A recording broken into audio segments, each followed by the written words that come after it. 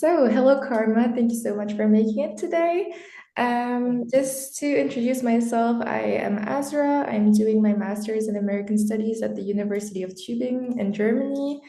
And I'm just really happy to get to talk to you today. So, if you would like to introduce yourself and your maybe talk about your career, yeah, go for it. Wonderful. Thank you so much. I will introduce myself in the traditional way of my people. I am Dr. Carma Corcoran. I am an enrolled citizen of the Chippewa Cree Nation. I am fortunate that I teach in an Indigenous Nation Studies program at Portland State University, and I direct the American Indian Law at Lewis and Clark Law School in Portland, Oregon. I have a bachelor's in communication, which is human communication. My emphasis was on cross-cultural communication and conflict resolution. I have a master's in public administration, and my emphasis was on, in particular, organizational communication and cultural humility. And then I have a PhD in philosophy, and my concentration was on the issue of Native American women and incarceration using a theory called gentle action theory. And that was my dissertation. And I went on to publish a book about it. I currently teach lots of different things, race and social justice, intro to Native American history, contemporary issues in Indian country, Indigenous women's leadership. And I actually teach at the women's prison here in Oregon. So I'm very fortunate to, I think I teach something else. So, Introduction to Native American Literature. And so I teach a lot, and I'm fortunate to teach a lot of different courses that I'm interested in. So yeah, every day is a busy day Sounds for wonderful. sure. Wonderful. Maybe you could tell us a bit more about your journey to, getting engaged in Native American studies and like really becoming active in your community and like, yeah. Absolutely. So I went back to school as a gift to myself when I turned 40. And I knew that whatever I studied was going to focus on Native American people and a way to serve my people. And so it was something that certainly wasn't that common then. And it was fortunate because I was able to really use each degree as a stepping stone in really narrowing down and defining what I wanted to do.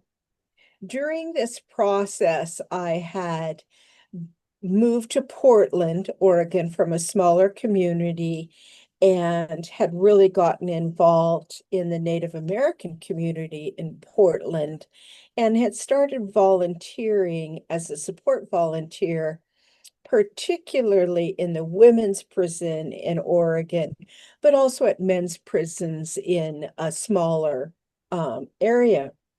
And so the reason I did it was I come from a family of 18 children, 16 boys, 2 girls.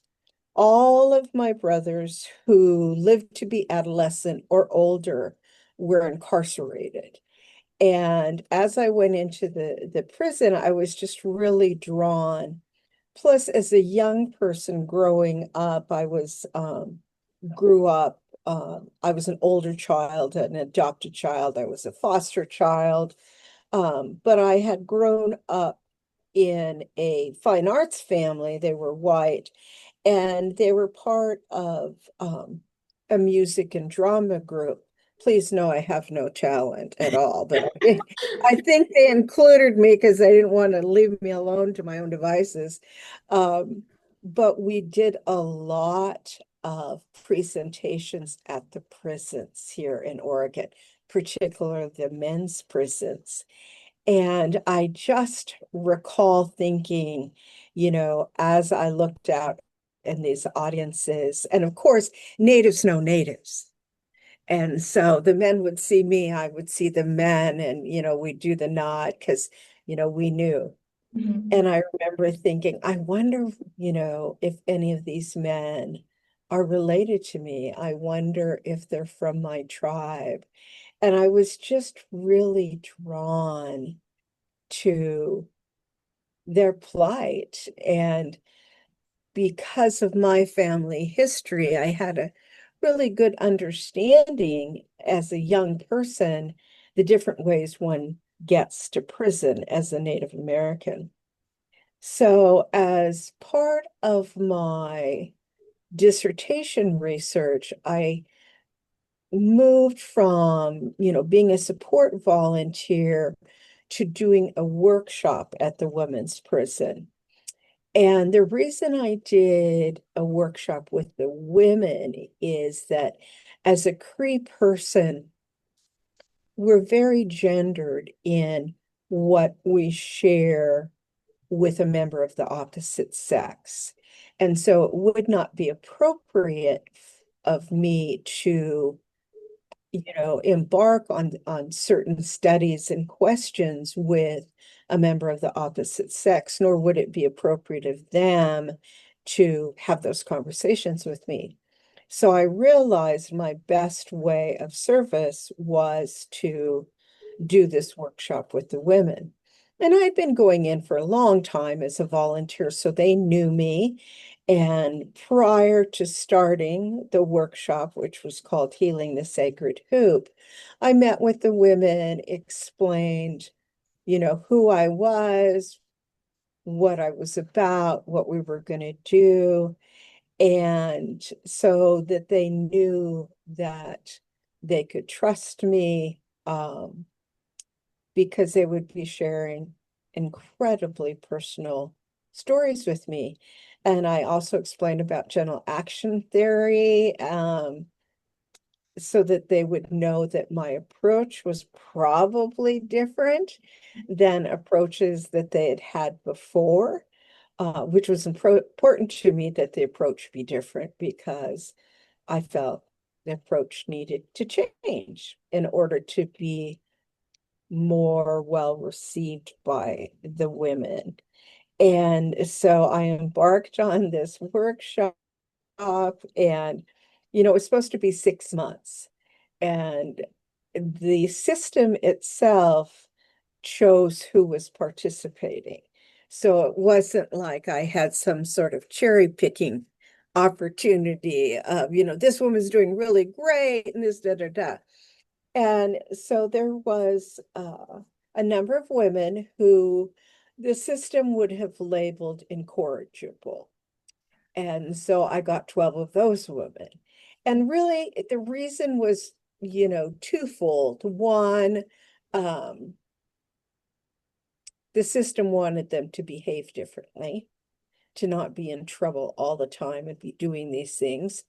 Um, And also, I think that they would be able to say, okay, we gave you this 12 women.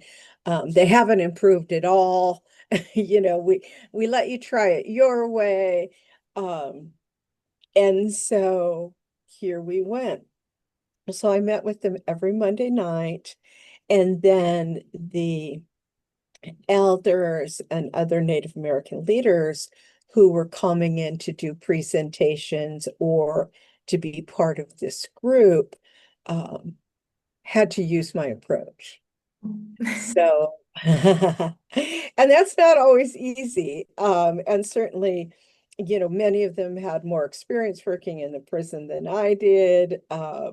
Some were my elders, but it had to happen that way because of the dissertation. So we went for 12 months, and the women were really responding. And like in all places, it doesn't matter if it's out in community or the community of prison, other Native women heard about this and they wanted to be a part of it.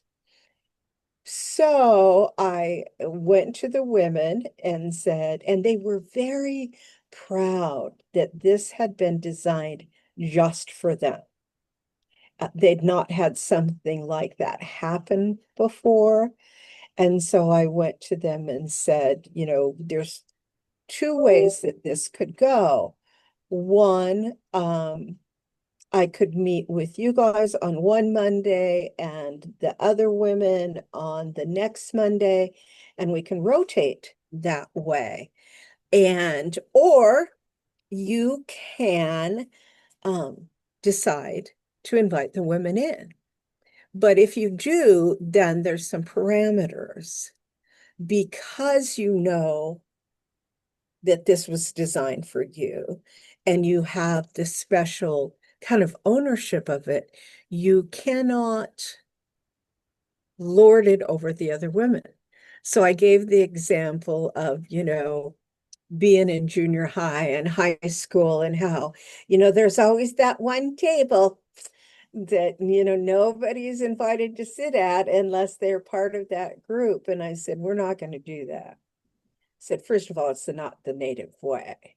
And second, that's not the way I operate in the world. So you think about it. It's totally up to you, and there's no judgment on my part, which way you choose. So they thought about it and they decided to welcome the women in. And I was just so happy in my heart. And so we went on for quite a while. And then finally I had to say to them, I've been out here for a year, 18 months. I have to stop. I actually have to go write the dissertation. And they were very understanding. And it was a wonderful experience. And then applying gentle action was so different in that, we've all been to conferences, workshops, whatever, no matter where we're at, where there's a subject. And you talk about that subject, maybe you come up with some ideas about that subject, and then you move on to the next part and you go and you go and go. And maybe at the end of a 2 or 3 day weekend, you've solved world hunger, allegedly. Instead, gentle action theory was about what the women needed. So while there were subjects that I was going to cover, how we did it was completely based on what they needed. So every week we would do a check-in at the first of, how the week was going. They would, share how they were feeling, missing their children, just different things about what it's like to be a woman in prison. And then I would say, is there anything anybody wants to circle back to? And so maybe they had a chance to read the materials we left with them or ponder what we talked about. And so we would discuss that. And even if it was a couple weeks later, for example, we have a wonderful woman who came in and her life's work is about fetal alcohol syndrome. So she had shared and trained on that. And one of the women said, that she had two teenage girls and she had drank her whole pregnancies and fetal alcohol syndrome didn't affect them. And in the Western way of handling this, a trainer might say something like, well, statistically, that's da da da, or, let me burst your bubble, darling. But instead, it's about validating her feelings. And so a couple weeks later, we did the circle back, and she said that there was something that she wanted to talk about. So she said that she had read the information about fetal alcohol syndrome the signs, the different things. And she realized that her two teenage girls who were exactly the age that these things happen were exhibiting signs, impulsiveness, other things. And she had such a deep sense of shame, guilt. We cried a lot. I just got I quit wearing makeup because we just cried every week. But we cried, we validated her feelings, talked about ways that she could reach out to those who had custody of her girls, things that she could do. And I was so glad that she was able to process the information, process her life, and come to this honest realization. And so we did not move on to another subject that week. And then many of the other women then talked about their experiences, both with mothers and fathers that were alcoholics and how that affected them physically, emotionally, because it's a huge issue in Indian country.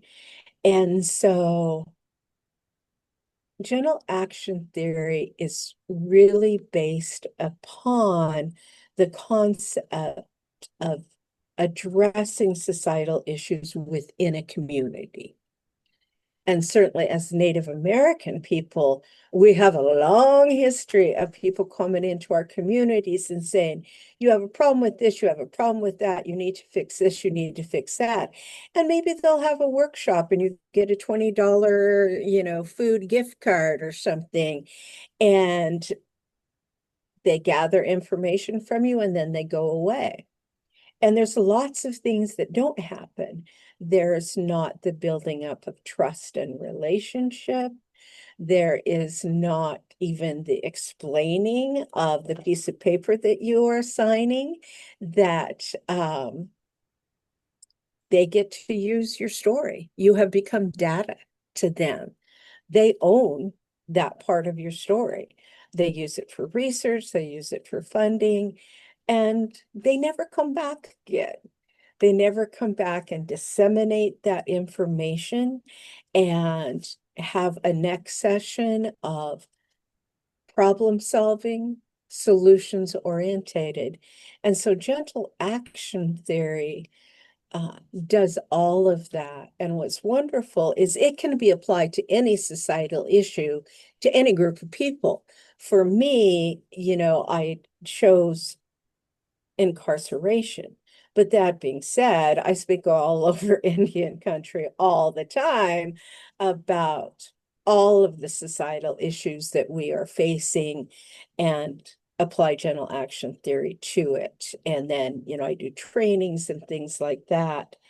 And so I was so fortunate because I was able to take this long academic journey and resulting in really zeroing in on my life's work because, I have a degree in philosophy. I love theory. I love theory. But to me, theory without a practical application is just mental gymnastics. And so to have this practical application of all of this study, all of this in community experience, and then now to be using it and applying it in my work. And as you had mentioned earlier, I do work with Native women. I teach at the women's prison, 2 or 3 courses a year. It kind of depends on their funding. And in the way I teach, I apply general action theory. And then I also work with women who have exited prison. So there's probably about 12 women that I have been involved with for over 20 years. Some of them I don't hear from forever.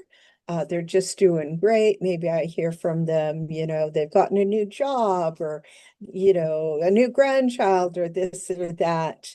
And others, I hear from occasionally, I'm looking for housing or, I'm having trouble in my relationship or whatever. And then, some I hear from much more.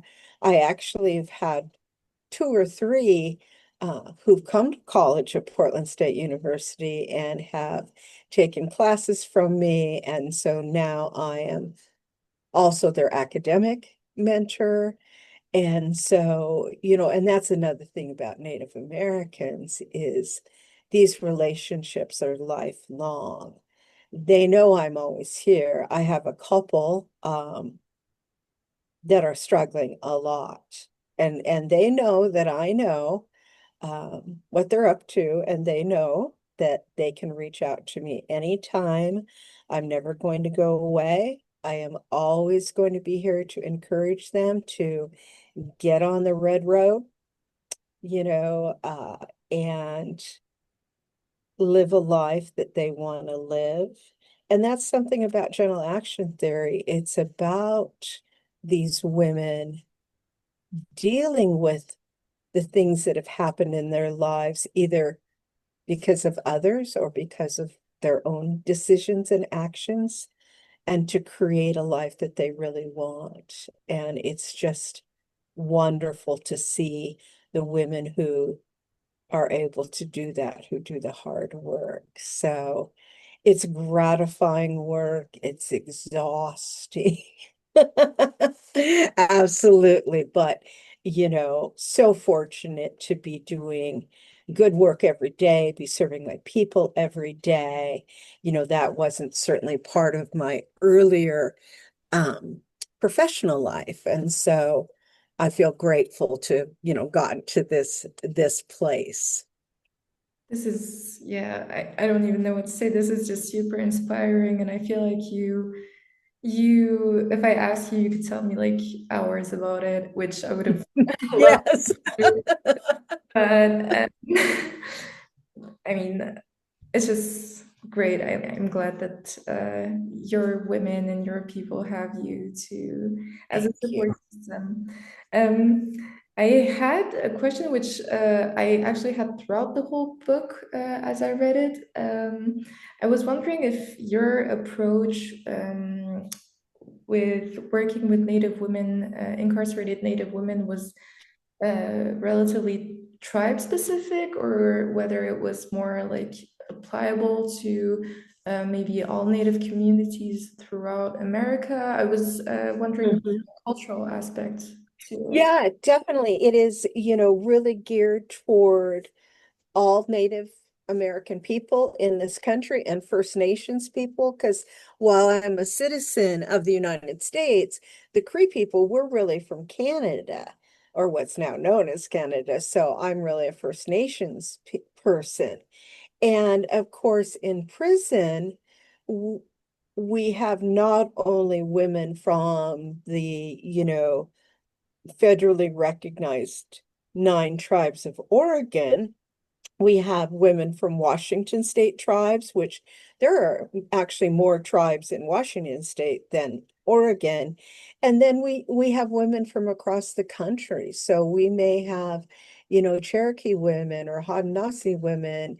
And so what's important about it too is while I'm going to approach my walk in life from Cree beliefs and practices and what I'm taught, we have so many common core beliefs, such as creator, the ancestors, that we're a people of place, how important kinship is, how important ceremony is.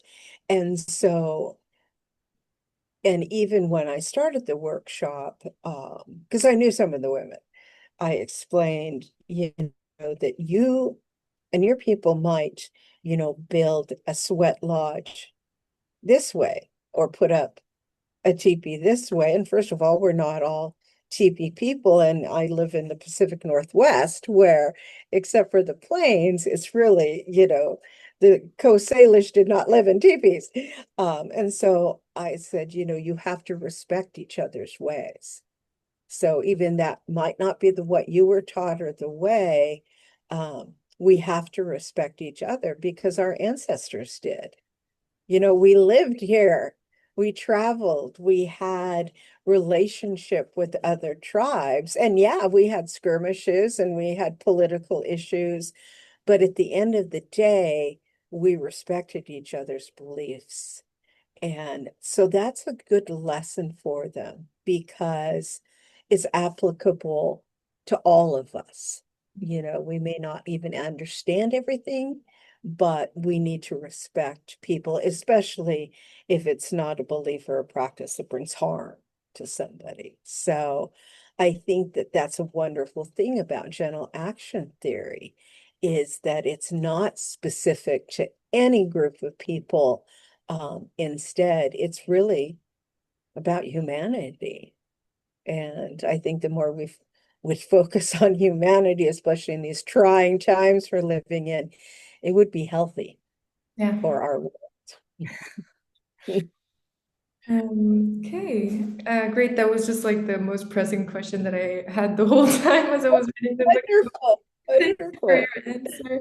Um, I was wondering if you could maybe, if there are, as you work with Native women, any like issues that come up the most, or maybe if you could talk to us about the most pressing issues that these women face, and yeah, just Absolutely. So all Native women have had trauma. That's just all there is to it. And some of that trauma comes from this outside oppressive society that we live in. And what I address maybe more than some other academics is the trauma that comes from inside. So the societal issues such as child abuse, sex abuse, rape, child molestation, domestic violence, whether that be in a heterosexual relationship or a non-sexual relationship, family abuse, you know, people that grow up in trauma, we have a very high rate of families that are not healthy, families that disintegrate. My family is certainly one of those. Unfortunately, you see this carried on. And of course, we have an incredible rate of poverty. Um, which leads to many things. And certainly we have this incredibly high rate of incarceration. And it runs through our generations. And for me, I feel like as a people, we cannot be looking to the outside world for answers. We need to be honest and we need to address these issues. The rate of drug use is crazy. And especially on reservations, we have a high suicide rate. Um, and so these things need to be addressed by us. And so when women come to prison, an interesting fact too is the bulk of them have been in the foster care system. And there are minimal amount of native homes that are foster care homes because of what you have to go through to be a foster parent. And we also have to be honest and say not all of those native foster homes are healthy. There's abuse that happens from physical to emotional to sexual. And so here you have a child who's already traumatized because of what they've experienced at home, then home life dissolves, goes away, implodes, and they join this system, which is riddled with abuse. And they end up then with a very high rate of being involved in the juvenile justice system. Many go right from juvenile justice into the larger prison world of state and federal prisons. So by the time I might meet a woman in prison, few of them, this is their first time in that, I spend time with. And so they have this whole lifetime of trauma, and being in prison is traumatic. And prison is not a place that is safe for anybody, man or woman. It is not a safe place. And so to be able to offer these opportunities in healing that is safe, it's respective, it is validating.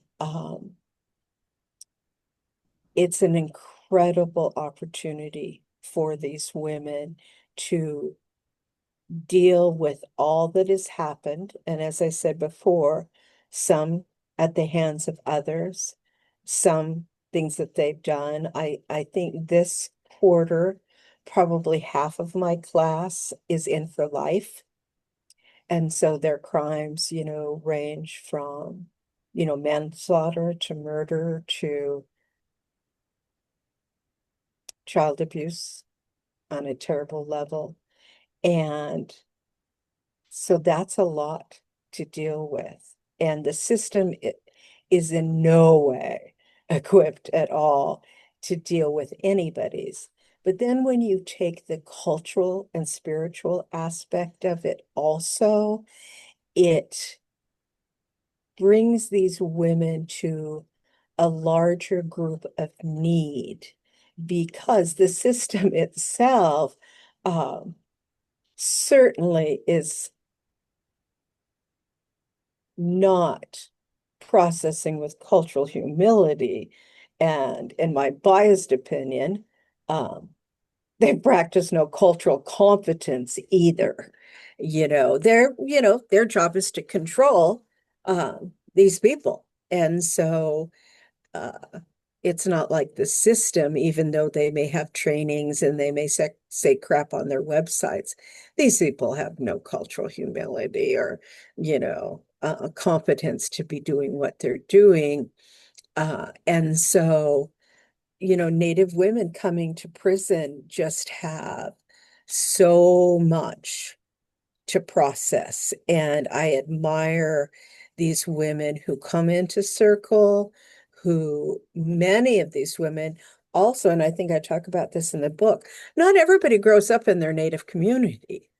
Lots of reasons why people are separate. And so for some of these women coming into things like Talking Circle or Sweat Lodge or the First Foods Feast, whatever is going on might be their exposure to Native American culture, and certainly taking courses in Native American history, these different things that are taught not just by me but by others, and certainly being one of the few Native American professors at the prison is not something that most Native women experience. And so it's a different way of teaching and being, and they really benefit from it, not only academically, but obviously culturally, emotionally, and we need to do more of it. But now under this present regime, and I'm sure you've heard about it where you are, and this fight against DEI, and I mean, so systems like prison, they're like, yeah, we're done with that, because they don't really like DEI issues. So it is really important. And that's not to say that Native women, that other women don't come with issues that come, through trauma and history, particularly in this country, which is, a country founded on racism. So I think there's just different aspects of it for Native women for sure. Well, one question that popped into my mind as you were talking about it is, I mean, it's just really, it's really hard just to hear about it, and I don't even have direct contact with what you're doing, the work, and what you have to deal with. And my next question would maybe be how you take care of yourself and your own mental health while dealing with such difficult conversations, like on the weekly or on the daily, maybe. Well, unfortunately, when I left the corporate world, I went to work in the nonprofit world for a lot less money, but I was actually became a trainer. And so I trained volunteers and staff who were going to be working with women and children who were fleeing domestic violence. And so one of the key aspects of this training was vicarious trauma, because you hear tough things. I call myself the oldest living intern because I interned at this place, and here I was in my 40s. And I remember being in the shelter kitchen one night, and they operated a couple different shelters in Portland that were confidential. So I was in the kitchen one shift in my internship, and a lady and her son were, working on dinner, and we were just sort of chatting, and the little boy, who must have been about 8, said, I saw my daddy stab my mother. And taking that in, and then he actually showed me scars on his mother's neck. And I just said, yes, you did, because there was nothing more for me to say. It wasn't for me to say, your daddy's awful, I hope you don't grow up to be like her. I mean, there's a lot of really bad things you could say, especially from this Western perspective of communication, and just other things that I heard, and then reading the case files too, which was important to, the work I was doing for my internship. It's a lot to process. And without oversharing, there were certainly things in there that mirrored my life growing up. And so not only dealing with the knowledge of all of these traumatic, horrific things, but, my own life and trauma causing things, I was so fortunate to learn how to process those things. So one of the things I would do is when I got in my car at night, I would always just stop, and sometimes I call this name it and claim it. Um, One time we had a woman in shelter, and she was having some sort of psychotic episode. And she was saying that the suitcase that she had was a bomb. And she had a child under 1 with her, very intelligent woman, high degrees. And she was clearly in the middle of this episode. She was a victim of domestic violence. So we had to lock down the shelter. Um, And so we had to ask all the women to stay in their rooms to be safe, because of course we had children there too. We had to triage, so we had to call the police, fire, and medical. We needed to make sure the child was safe. And so in her file, we were able to locate a relative um, who thankfully answered the phone. So all of this took time. And so as these different services entered the building and took care of things, and the relative arrived and was able to take the child, this took like close to 3 hours, I would say. And of course, we are in a high risk situation. So finally, everything was taken care of.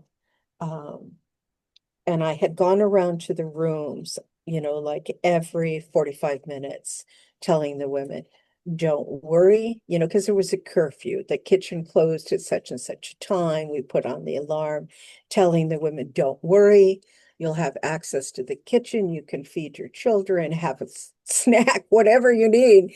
And to the women who smoked, and I hate to admit it, but I smoke, don't worry, we're going to let you out to smoke because they were going crazy. And then, of course, reassuring the volunteers and the interns, because by this time I was a staff member. I had gone to work at the organization after I graduated. And so at the end of the evening, I was so exhausted. I was way over my normal day. And I got in my car and I was like, okay, I'm okay. And then I saw the triage person with the woman, and she was in the back seat of that car, and I had spent a lot of time with her. And my heart just broke, as they pulled away. And I thought, oh my gosh, I worried about her. I worried about her daughter. And so I had to just, I cried and told myself today was a really hard day. Today was really hard. And so I'm going to go home.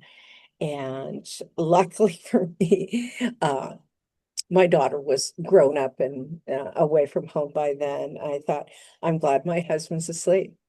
I need to just go home and be by myself because I was going to have to go to work again the next day. And so really being able to try and be present with myself. Another thing too is I've learned to be honest. I'm often in demand in community. And so I let community know, like just recently, I said, if you don't have a meeting scheduled with me by now, I'm not going to be available till June 19th. I actually have a couple personal things that I'm looking forward to coming up, but I got an end of a quarter. I've got some health issues. And so I've learned to say, it's okay. You know, the world does not stop turning if I don't do everything. And so that's really helped a lot because otherwise you really do have, the stereotypical burnout or, I certainly have people in my community who feel very taken advantage of. And my message always to them is people can't take advantage of you if you let them. If you don't say, I'm at capacity, I can't do this right now. And, when you develop the ability to say that, you know, without feeling guilty, uh, you'll be better. So it's definitely something that I had to put into practice. And my husband still says, I thought you were going to cut back. And then I have, like I only serve on one board now instead of many. But stuff comes up where maybe I have to do something. But I think that self-care is really about being in touch with what you're really feeling and needing too. Like I know this sounds funny, but I do not talk on the phone on Thursdays. I Okay, don't answer it. right. And my best friend used to always call. I know it's Thursday, but da da da. I'm like, you're nuts. I'm not answering.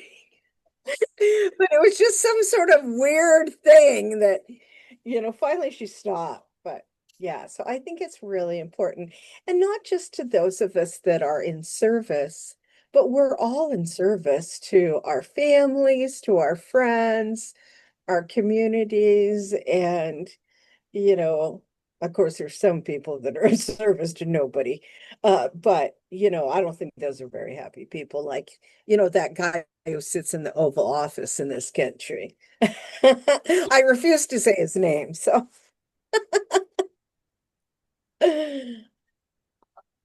Well, I mean, the your advice is definitely, or I mean, your experience and your tips are definitely helpful in a more general way. I think it's applicable to good.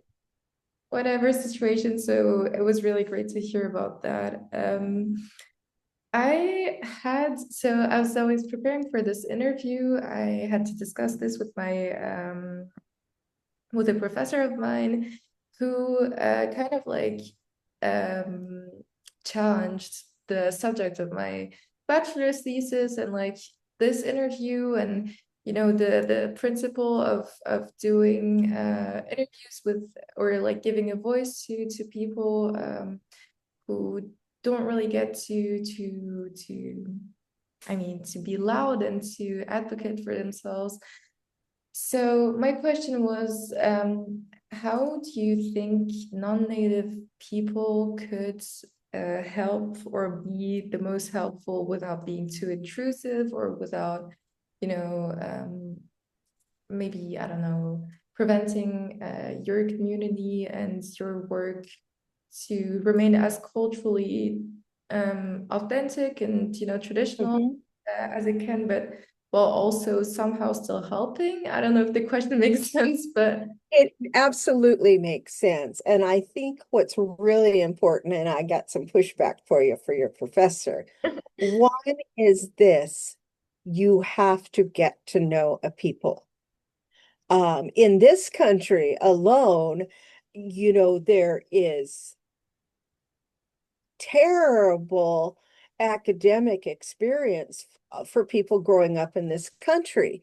They get a romanticized version of the history of this country and how noble it is, and this and that and the other thing. They are told a lot of lies, out and out lies about what happened to the native people of this country, that just the amount of land that was stolen from us, lives. We also really face two things. One is an erasure narrative, and we're not going to talk about every aspect of whether it's the Trail of Tears or even something contemporary like, the taking over of Alcatraz. So we're going to feed people what we are willing to share from the context we're willing to share it. And then there's the terminal native narrative of, well, the Indians aren't even a thing anymore. And you still get that today. Like, well, how many are there of you? I didn't realize there was still Indians. And so the number one thing then to do is to find true history. And I will email it to you, but certainly a great starter point is reading, Dunbar Ortiz's book, The Indigenous something. I have to find it. I use it. Oh, Indigenous History of this country. Lots of truth telling. And hers is certainly not the only book. In fact, tomorrow I will email you two different books. And then the other thing, pushback for your professor, is if you've got to look at it two ways. One, you have to look at it like, crap, I never knew. And then the other way to look at it is, how does this in any way mirror my own experience as in my culture and my history? And if we all did that, we would have a much better understanding of the world and of others. The other thing, too, and I really respect your question and how you answered it, is the ways to be helpful is to gain that knowledge and to be able to use it. So, for example, in my PhD, for God's sake, and I did, get one in philosophy, I had a professor, he'd given this assignment about, what we're doing and why we're doing it. And so I had written about the different things that I do, my pathway for this academic program. And so I had written about my ancestors. So my great great grandfather was an incredible leader. He's sort of like, if you've ever heard of Chief Joseph, he was like the Chief Joseph of the Cree people. Books have been written about him, you know, and so I talked about my great great grandfather and how, he was a leader of his people. And then I talked about my great grandfather and how he was really wise and he, led his people through a really difficult time when colonization was happening and Canada was putting their people on reserves and his decision not to take a reserve because he knew that without certain guarantees from the government that his people would starve. And so, he ended up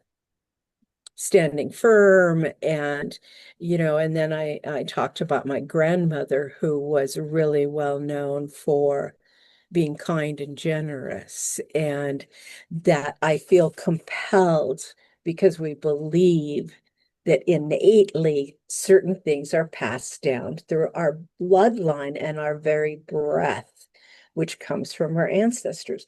So this guy writes on my paper, you talked about being compelled to do this, and you talked about being compelled to do that. Oh, and by the way, he started with, and you did a lot of Native American history, which everybody knows. And yeah, and then da da da da, and you have free will. And so I thought about it for a couple of weeks.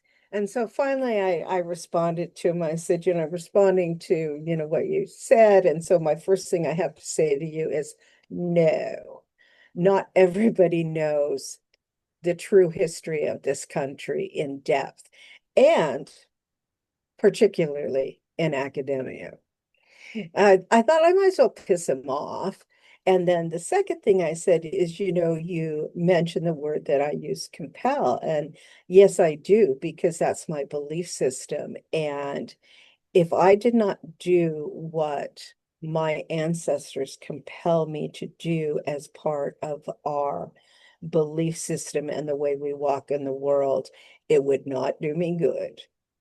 And so, and he never answered me. But after that, I just wrote every paper the way he wanted it. I didn't give a flying fuck because I thought, I am never going to have another class from him. I don't need him at all.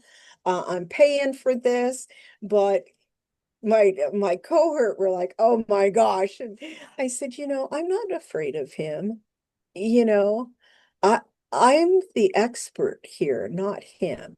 And so I just wasn't going to put up with it. So I think it's really important to do what you're called to do. And hopefully, be able to communicate it in a way that those who you have to answer to can at least accept it. They might not agree with it. The other part, and I want you to tell your professor this too, I really appreciate your asking, how can we help but not harm? And so for us, the biggest harm that comes to us is those that co-opt our culture. And I always tell people, Native American people were not evangelistic, okay? You're either born native or you're not. And so those that, like to pretend they're native and they take on these things and they decide that they had this great, great, ancestor that was a Cherokee princess, which did not exist. There were no Cherokee princes and so instead to be able to be with another culture, to be able to go to an event, to be respectful, to take in what you're learning, to build relationship. In fact, I just shared with my students today um, a fantastic experience I had as a younger woman. I was living in New York for a couple summers, and through my family, we met this Greek Orthodox family, and they had invited us out to Long Island to go to church with them, to go to their church. And so we went to church. It was amazing, just so beautiful.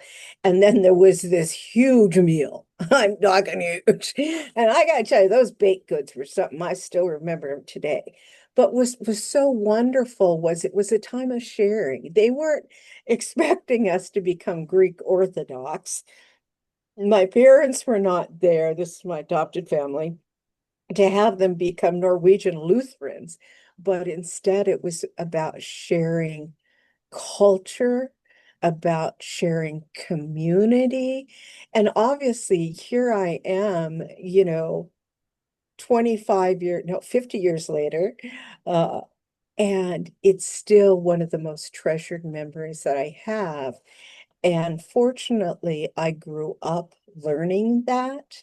And so, I mean, I've been in so many different cultural settings that are different from my own, and am just so lucky to have these cultural experiences. And then I can share them, and I can, for example, if I'm speaking with Native students, I'm able to share Native people are about food. If we have you for something, we're going to feed you. If you were here, I would be feeding you. And so they're able to draw on our sense of community, our sense that we need to break bread with each other. And so for me, that's what makes it worthwhile to learn about another group. And then with that knowledge, you can help give voice. And then, I'll kind of segue into something you'd brought up earlier, which is the missing, murdered Indigenous people. And for others to understand that, you need to avail yourself to true information, and that it is an issue. And even discussing it within my own Native communities, I'm really known for being honest. And so, I've said we need to not pretend to ourselves or this outside world that it's a bunch of white people coming and stealing our women and our men and our young people, those that are two-spirited, transgendered, because yes, that happens, but we have our own people trafficking our own people. And so if we're going to address this, we have to look at what makes people vulnerable. And I've had to rescue two of my nieces, and that was a process, let me tell you. And so it is such a huge issue. And the more that people understand that part of the problem with this is the places people are coming from as natives that make them vulnerable. And so you look at young people who are living in these homes that are not healthy. Very often, once again, they're foster kids or they're on the streets. Maybe they've already started using drugs, which is a huge tool in trafficking humans, not just natives, but humans. And that not only are there people that are trafficking them, but there are people that are buying humans. They are buying these humans for sex, for abuse, for power and control. And this is not just a native issue. It's not just a United States issue. And so the more that we can learn about it, not stereotype people, because of course you hear a lot uh, in a news story. Well, so and so was found, da da da da. um, she was a prostitute. She was Indian. She comes from such and such reservation. And then people, there goes their mind. It's over, well, she was Native and she was a prostitute. No wonder this happened to her. Or, a child gets stolen. Well, obviously their parents don't care about them or aren't taking care of them. And so the more that we can really avail ourselves to accurate information, it's important. And, just like, I've been really watching the Ukraine situation and obviously what's going on in Gaza. And I have good friends that are Jewish. I have good friends that are Palestinian. And I know enough to know that it is not my place to have an opinion. Rather, it's my place to listen to what my friends have to say, what is happening to their people, to have a heart for them, to help in whatever way that I can. But I honestly can't choose a side. I don't know enough to, but I want the harm to stop to everybody. And so that's another reason why I think that we have to be better global citizens. And America's not known for that. You know, we did not raise our children to be global citizens. And I think this next generation, my daughter's generation, is doing much better at that. But so that's some pushback for your professor from me. Have them call me. No. No, we're just trying to challenge my argument, not in a I don't agree with you way, but just like trying to stimulate my Yeah, critical thinking skills. So, exactly. And here's the other thing too, and I say this as an academic, to do really good academic work, because we can all do something. I mean, I could write about whatever, probably do okay at it. However, to be a really good academic, a world citizen, you have to care. There's something that will draw us, that we have a heart for it. There's something that says to us, I want to improve the world. I want to change. And I tell all my students, we are all change agents. I cannot possibly do away with the Department of Corrections in the United States, but in my small way, I can offer some change. And to do so, I have to avail myself to a much larger picture than just the native situation, too. So I just encourage you. And I really want to read your thesis when you're done. God. Well, I hope it'll be good enough to send it to you, but Oh, don't even worry about it. I think about mine now, and there's certain things I would have done differently. yeah.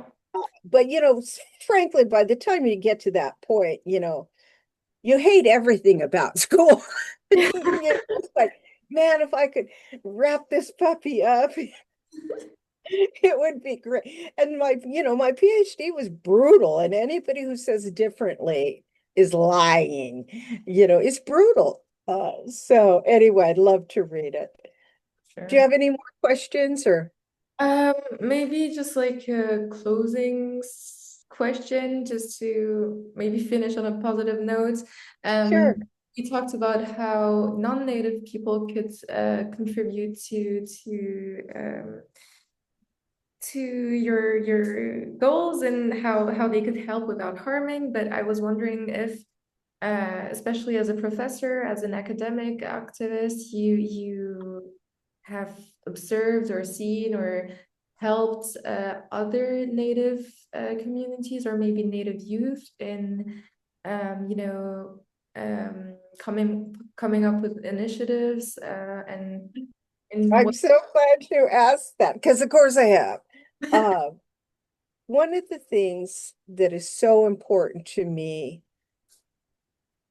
having the privilege of being a Native American PhD, which frankly we're a teeny tiny percentage in this country. I think there are less than 1,000 Native American PhDs in this country. And so I take it very seriously, especially about two things, the students and what we're teaching them. And so one of the things that I did was, so I've had a number of different great things that happened. So I was a program had a scholar program in that they said, you're doing good things, you're an academic, we'd like you to be a such and such scholar. Um, and you can do a project. And we got a stipend. It was pretty nice. So it was a couple-year project. And so what I did was I designed a workshop based on general action theory. And its goal was to find out from students, do they think that they have a voice in academia? And what do they need to exercise that voice for support? And using general action theory, then they got to share with me how they felt about things, different things they had experienced. Like, for example, one student had experienced a non-native vice president of the diversity and inclusion group say to her, look me in the eye when you're speaking to me. Well, that's not the native way. And she was just traumatized. And this person has a lot of power. And so they were able to share positive and negative experiences. And then, of course, I fed them everything about the workshop. We held it at the Native American Student Community Center. Of course, we opened with prayer and ceremony. And then they broke into small groups, and then they came back and they were able to talk about their needs. Like, they really need a Native American advisor. They really need more support. The bulk of Native students are first generation. I'm a first generation student. I'm one of 18 children and the only one to get degrees. And also acknowledging things like, we as Native people are going to institutions that were never designed for us. We're not always welcome. And so even academic support, like I'd work with some on time management, or the fact that very few Native Americans live like, a married couple and one child, tend to have more children, or auntie lives with us, or grandma, or your sister. And so what kind of support you need, and even how we learn, because everybody learns differently. Some people, have to see it and read it and touch it and feel it. I'm really fortunate. I'm an audio learner, so I just have to listen. So I always sat at the back, and then I wrote a term paper for another class while the lecture was going on, because I like to make the most use of my time. And then I'm good to go. I didn't have to take notes and stuff. Whereas other people, I mean, they have to write it down, they have to record it on their little recorder, whatever. And that there's not much understanding in academia that people learn differently. And so it was wonderful. I learned so much from them. And from that, then came a group of students that I continue to support, welcome them into community, make sure that they know the resources in Portland, because Portland has a very large urban population. So whether it's food or clothing or transportation, really helping them connect with these native run social service programs. So it's just huge. And I think that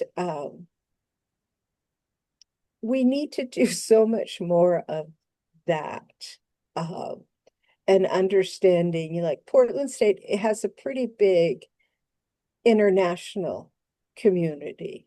And I remember when 9/11 happened, I was in my master's, and in quite a few of my classes, we had a lot of primarily men, but certainly women too, from Middle Eastern countries.